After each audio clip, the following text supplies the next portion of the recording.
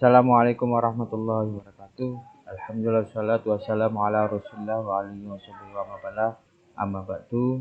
Yang saya cintai anak-anak sekalian, siswi kelas 8 MTS Perguruan Mu'allimat Fikir Jombang. Mudah-mudahan kita selalu mendapatkan rahmat, hidayah dan inayah serta kesehatan dari Allah Subhanahu wa taala. Untuk sebelum kita memulai pelajaran, mari kita berdoa. Mudah-mudahan kita selalu mendapatkan kesehatan dan wabah yang ada di dunia ini segera sirna dan kita bisa belajar dengan enak, dengan nyaman. Untuk pertemuan ketiga kita akan membahas tentang row, kolom, sel, dan rank. Apa sih row itu? Dalam bahasa Indonesianya itu baris. Apa sih kolom itu? Dalam bahasa Indonesia kolom. Apa sih itu sel dan apa itu rank? Row yaitu baris horizontal pada lembar kerja Excel yang diwakili oleh nomor 1, 2, 3, 4 dan seterusnya sampai 1.048.576 baris. Terus apa itu kolom? Kolom itu dari huruf A, B, C, D, dan E sampai pada kolom XFD dengan jumlah 16.384 kolom. Kalau kita mengarahkan ke kanan, nanti itu sampai pada kolom XFD. Kalau kita hitung jumlahnya 16.384 kolom. Baris sampai bawah itu jumlahnya 1.048.576 kolom. Baris. Terus apa sih sel itu?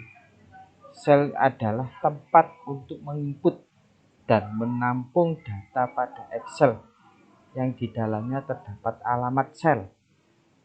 Alamat sel merupakan titik temu antara kolom dan baris. Jadi antara kolom dan baris itu adalah sel. Sebagai contoh, jika sebuah kursor berada di dalam kolom C dan baris ke-6, maka alamat selnya itu ada di C6. Di nemboknya akan tertulis C6 dan di formula bar kalau kita mengetik akan muncul teksnya. Nah, lihat gambar ini. Kalau kita di sini nih namanya sel. Ini sel di kolom C di baris ke-6. Kalau kita membacanya sel C6. Terus apa yang dikatakan dengan rank itu? Rank itu adalah gabungan dari beberapa sel atau bisa juga diartikan dengan gabungan dari beberapa kolom atau beberapa baris. Rank juga mempunyai alamat, yaitu dengan cara membacanya alamat sel awal A1 100 ini dengan alamat sel akhir yaitu ada di D4 ini 100 D4. Nah, dengan alamatnya sel A1 sampai dengan D4. Ranknya yang kita ketik ini ada di rank A1 sampai dengan D4. Cara penulisannya seperti ini. A1.2 D4. Itu yang dikatakan dengan rank.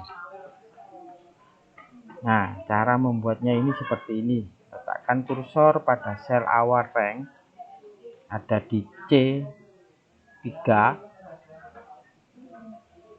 Terus kita blok, tahan mouse-nya sampai ke bawah sampai pada C18. Setelah itu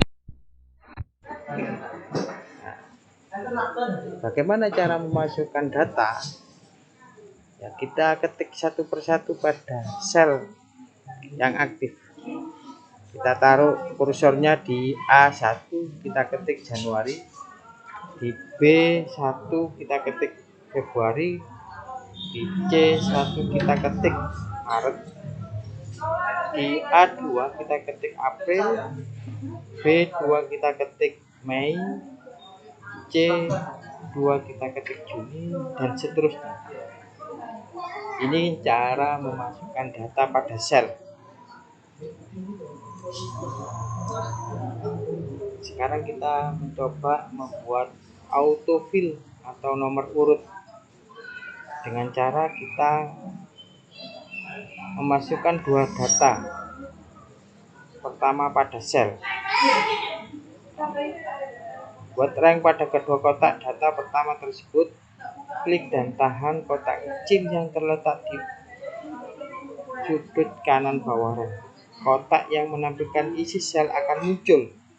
Lepaskan tombol mouse kiri, maka seluruh sel pada rank tersebut akan terisi secara otomatis dengan data nomor urut.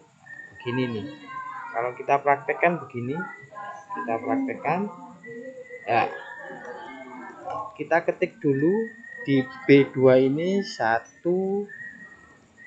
terus 2, setelah itu kita blok. Kita blok seperti ini di sel B1 dan B3, B2 dan B3 ini kita blok. Ada titik hitam di sebelah kanan bawah. Titik hitam sebelah, klik kiri, kita geser ke bawah, akan muncul nomor urut yang sesuai dengan kita inginkan. Contoh kita sampai pada 10 seperti ini. Setelah kita selesai, kita lepas. Nah, ini muncul penomoran nomor urut. Nah, ini nomor urut. Kalau masukkan variasi data yang berupa angka dan teks, ya kita ketik hari ke-1, hari kedua, polanya sama antara kita membuat nomor urut 1, 2 itu sama. Kita ketik hari ke-1, hari kedua, kita blok seperti ini. Contohnya kita hapus dulu hari ke-1, hari kedua, hari ke-1 dan kedua ini kita blok. Terus kita ada titik hitam di bawah kanan ini, kita klik kiri, geser ke bawah, akan muncul seperti ini. Kalau ini kelihatan nanti bagaimana cara melebar sempitkan kolom, bagaimana cara melebar sempitkan baris, nanti ada sendiri seperti ini. Kita kembali kepada ini.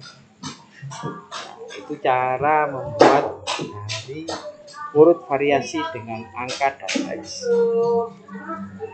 Masukkan data hari, bulan, serta tanggal. Buatkan rank pada kedua kotak data pertama tersebut, kita klik dan tahan sama. Kalau kita pakai pada hari begini, kita hapus dulu data yang tadi. Nah, ini kita pakai 01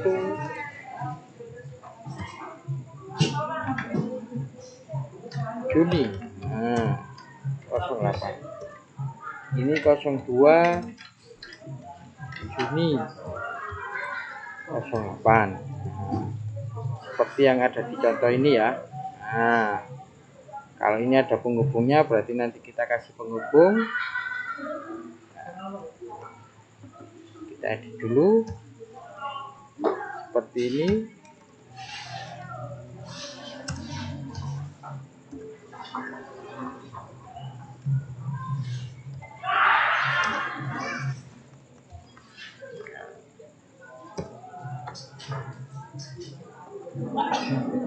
Kita kasih penghubung. Nah, lalu kita blok Kita blok, kita geser. Sorry ada kesalahan.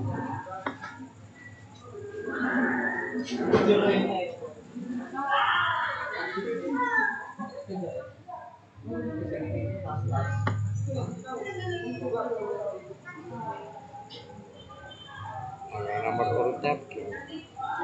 Nah ini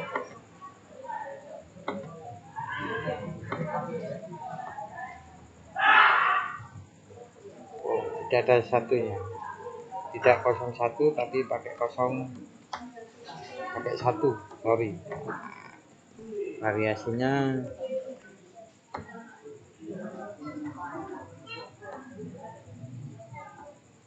urut ini 1, terus ini 2, kita blok.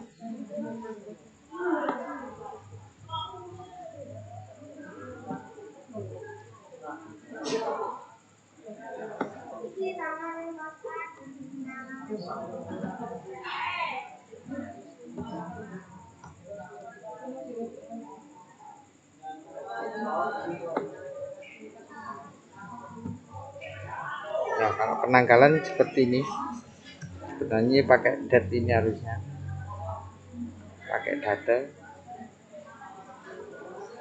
011 ini